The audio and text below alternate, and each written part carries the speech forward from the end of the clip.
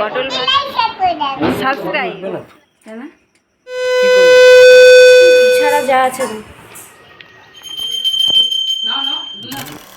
Hello বন্ধুরা, আজকে 19শে জ্যৈষ্ঠ লোকনাথ বাবার তিরোধাম উৎসব। তো আজকে লোকনাথ বাবার পুজো আমরা সকলে সবাইকার বাড়িতে করে থাকি। তো তোমরা কে কে কার বাড়িতে লোকনাথ বাবার পুজো করছো অবশ্যই কমেন্ট করে জানিও। তো আজকে আমি লোকনাথ বাবার পুজো কিভাবে শুরু করেছিলাম সেই গল্পটাই তোমাদের সাথে করব। তো আমি যখন অনেকটাই ছোট ছিলাম তখন আমার দিদা আর আমি লোকনাথ বাবার পুজো শুরু করেছিলাম। তো লোকনাথ বাবার পুজোর জন্য কিছুই আয়োজন করা হয়েছিল না, তো বাড়িতে ছিল একটা আম আর কয়েকটা লিচু।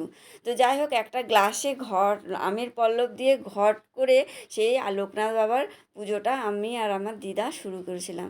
সেই থেকেই শুরু আমাদের লোকনাথ বাবার পুজো। তারপরে বাড়িতে তো খুব ধুমধাম করেই লোকনাথ বাবার পুজো হতো। তো যাই হোক, লোকনাথ বাবার পুজোর পরে বাবা অসুস্থ হয়ে গেল, তারপরে বাবা চলে গেলেন। তারপর থেকে আর আমাদের বাড়িতে লোকনাথ বাবার পুজো হয় না। তারপরে মা এখানে চলে এলো। তারপরে আমি বিয়ের পরে আমি বাড়িতেই একটু একটু করে এই রকমভাবে লোকনাথ বাবার পুজো করে থাকি।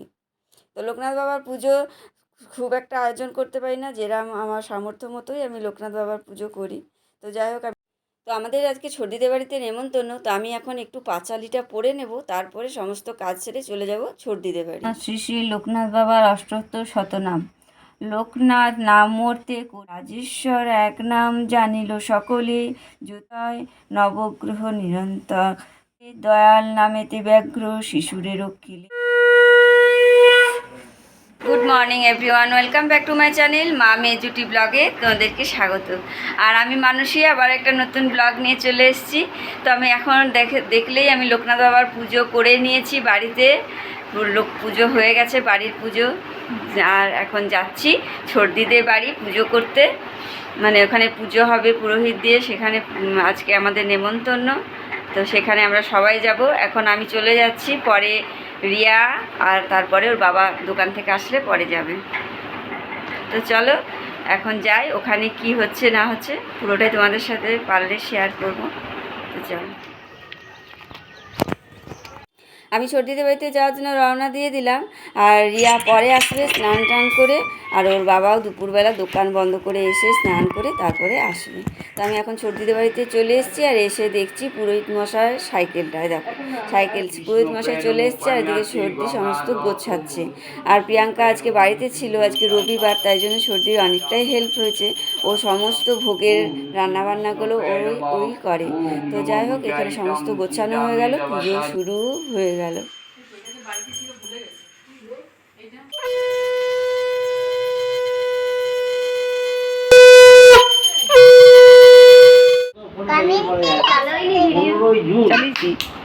আবার বলো বলো ভালো করে বলো, আমার বলো আমার ভিডিওটা লাইক সাবস্ক্রাইব,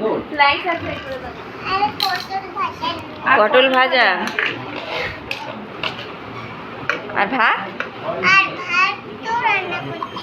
ভাত রান্না করছে।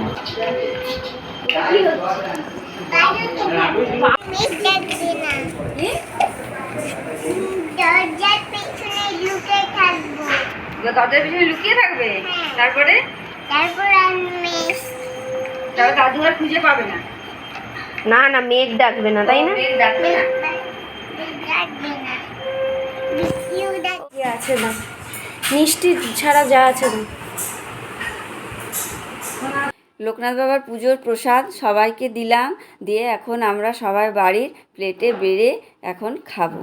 তো যাই হোক, এখন আমাদের উপোস ভঙ্গ হলো, লোকনাথ বাবার পুজোর প্রসাদ খেয়ে।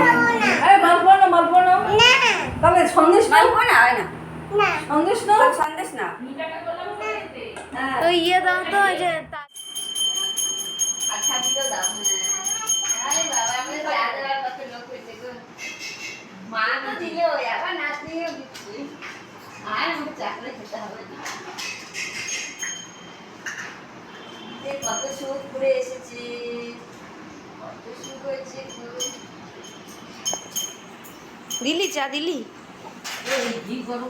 আর এখানে দেখো সবাই প্রসাদ খাচ্ছে, কিন্তু আমাদের হিয়ারানি কিছুতেই প্রসাদ খাবে না, ওর কিছু খেতেই ইচ্ছে করে না। আর এখানে পিসির সাথে বল খেলছে, আর পিসিকে দেখলে সব সময় ও দুষ্টুমি, আর এত চঞ্চল সারা দিন। ওই দেখো লাফালাফি দৌড়াদৌড়ি করতেই থাকে। আর এদিকে একটু খাবে না, কিচ্ছু খেতে চায় না, কিছু মানে ইয়ে করে না, শুধু দৌড়াদৌড়ি খেলবো এইসবই কাজ করতে থাকে। আর এদিকে আমাদের প্রিয়াঙ্কা দেখো এখানে ফ্রাইড রাইস বানাচ্ছে। ফ্রাইড রাইসটা প্রায় রেডি হয়েই গেছে। তো আজকে আমাদের মেনুতে আছে আলুর দম, আমের চাটনি আর ফ্রাইড রাইস আর পাঁপড়, চিপস এসব।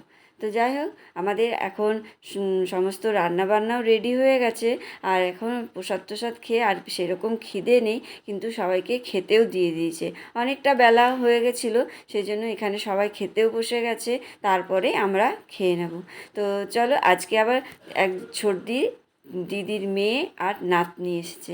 এই দেখো, এদের সাথেও তোমাদের পরিচয় করিয়ে দিই। তো যাই হোক, আমাদের এখন খাওয়া দাওয়া হয়ে গেল, এদের সাথে একটু গল্প টল্প করে নিলাম। আর এদিকে একটু গল্প টল্প করতে গিয়ে তারপরে বাড়ি চলে যাব।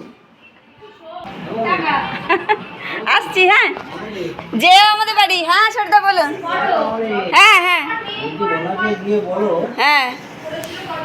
তো যাই হোক, আজকের দিনটা ভালোই কাটলো। লোকনাথ বাবার পুজোর সমস্ত গল্প বললাম তোমাদের সাথে, শেয়ার করলাম, ভালো লাগলো। তো ভিডিওটা যদি ভালো লাগে লাইক কমেন্ট শেয়ার করে দিও আর একটা সাবস্ক্রাইব করে